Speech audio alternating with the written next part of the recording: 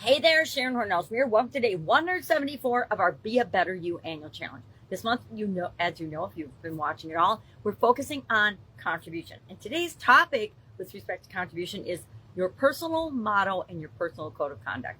Do you have one? Have you ever done this exercise? I'm going to give you a several step process to do this. Create your own motto and create your own personal code of conduct. I'll share a couple of people's examples and maybe I'll even share mine. I've done this before, but just like you today, I'm going to revisit my current motto and code of conduct and ask myself, is it still applicable today? Every time I talk about this, which is usually a couple of times a year, I go back and I revisit mine and either make sure that I still love it and it speaks to me, or in case something in my life has changed, I update it and review and update it as necessary, right? Whenever there's a major change in our life, we want to look at, self-reflect, and find out what's really going on with us. So what the heck is a personal motto, and why do you care? Why do you want to have one? The main reason I like to have one is it helps me so much with decision making and quickly making decisions and choices and setting my priorities and determining what is or is not right for me. If it doesn't match my core values, my long-term vision for each of the different areas and aspects of my life, what I really stand for, my core beliefs, then it's an automatic no, or it's a, sorry, can't participate at this time, because we don't want to hurt people's feelings, but I also can't not say yes to everything. We have a finite amount of time here on the planet, and none of us knows how long that actually is. So we want to make sure that we're choosing and making decisions and behaving in ways that are consistent with who we really are. So what are some examples of what a motto might be, or let's talk about what are some advantages of having your own code of conduct. It helps us to overcome obstacles. It helps us to make decisions. It helps us to decide and make choices that are, again, in alignment with who we really are. So how do we go about I'm on the wrong thing. Sorry about that. So what's the power of a personal motto?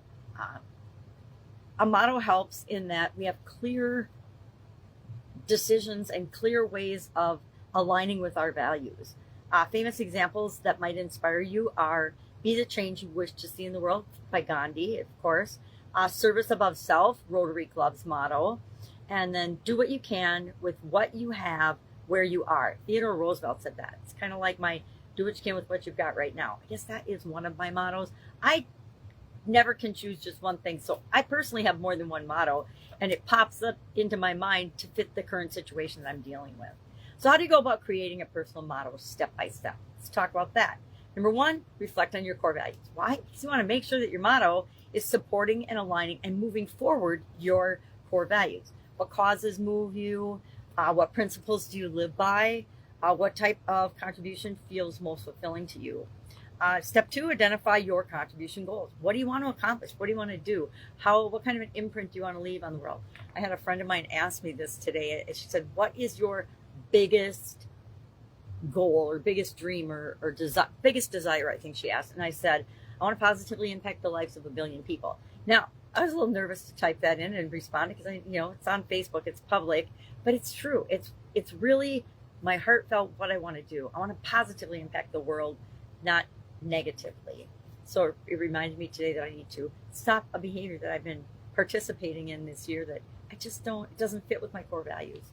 So identify your contribution goals. Step three, use simple, powerful language that speaks to you.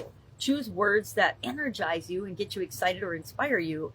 Keep it short, positive, and action-oriented. And then step four, make it memorable and personal. For example, it's your motto. It doesn't have to sound perfect. It just has to feel true to you. So for example, lift where you stand is for somebody committed to helping right where they are right now. Lift where you stand. I like that. Your personal code of conduct. Let's talk about that and how to go ahead and create that now, because they go together, right? Our personal code of conduct usually supports with more bullet points our motto. So what is it? It's written set of behaviors and guidelines for us to commit to. it's important because it helps us align with our values, our core values, even when emotions or obstacles appear to be in the way and are making things hard. It's our guideline, our own personal rule book of what we will and will not do. It draws that line in the sand for us, and we know that above the line, anything above the line, we will do and say yes to. Anything below the line, we will not do and we will say no to. So what are the steps for creating this? Our own personal code of conduct. Number one, define your principles. What do you stand for? What are principles that you say, this is me? Here's some examples. Respect all voices. Give without expectation. Lead with kindness. Then list specific behaviors that reflect those principles. Excuse me. For example, I will show up on time when I volunteer. I'll be on time. That is a principle. Lots of people aren't on time. I used to not be on time when I was raising my kids. As much as I would try, I tended to be late during those busy formative years of my children's lives. I will listen before I offer help. That's a biggie for most of us. And then step 3, set boundaries and accountability. You're holding yourself accountable to following these principles, your own code of conduct. But you're also setting the example and teaching people how they should treat you and how they can expect to be treated by how you behave when you set boundaries and accountability.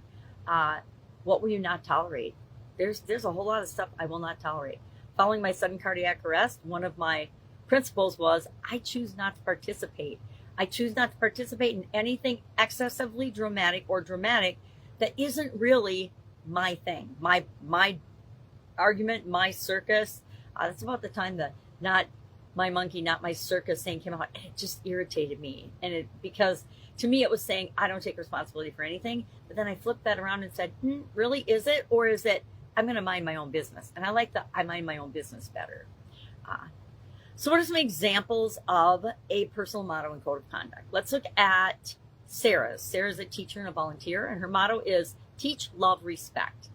Her code, some of the 3, and we're going to do this today. We're going to come up with our motto. We're going to share that, and then 3 bullet points, 3 things for our code of how we will act, and keep it on focus on the positive, how we will be, and focus on that, not what you don't want. Okay, this is all about what do you want. You're creating exactly what you want in your life. So her code bullet points are always treat students and colleagues with dignity, contribute at least 1 hour weekly to a cause I care about, and 3rd is say no when overwhelmed, but commit when I say yes. So pick and choose what you'll say no to. Say no to things that you just don't have the capacity to handle right now. But when you say yes to something, go all in and do what you said you're going to do. Let's look at Malik's motto. He is a community organizer, and his motto is uplift and unite. His code includes build diversity coalitions, always leave space for opposing views, and contribute to local youth programs monthly. That's enough of those. We'll just share a couple of those. So what are we doing today? We are going to, if you don't have one already, create our own personal motto. If you do have one, share that. Just ask yourself, does this still apply to me today? And if the answer is yes, just done. Then for your code of conduct, I find most people have thought about having their own motto before, but not really thought about having their own code of conduct. I had a coaching session one time that helped us to review and create this. It was like so long ago, I don't even remember. And I don't remember what I came up with, but it was to make our own mission statement as well. And my mission statement ended up being bigger and longer and wordier than is comfortable for me to remember. It's just easier to do my motto. My personal motto is be loving, love being, be you. And that covers so many things in just those 6 words. It's short, it's easy to remember, and it's got alliteration, and I like alliterations. All right. If I can help you in any way, please, please, please ask. I've done this with literally thousands of people. And so I'm sure if you're stuck anywhere, sometimes you just need somebody to listen to it out loud. And then you're like, oh yeah, that feels great. That resonates with me. And that's what we're looking for, is what feels awesome to you, because you're going to use it. You're going to use this. You're going to install it in your subconscious, and you're going to use it probably every single day. All right. Have an awesome day. I'll, of course, be with you tomorrow.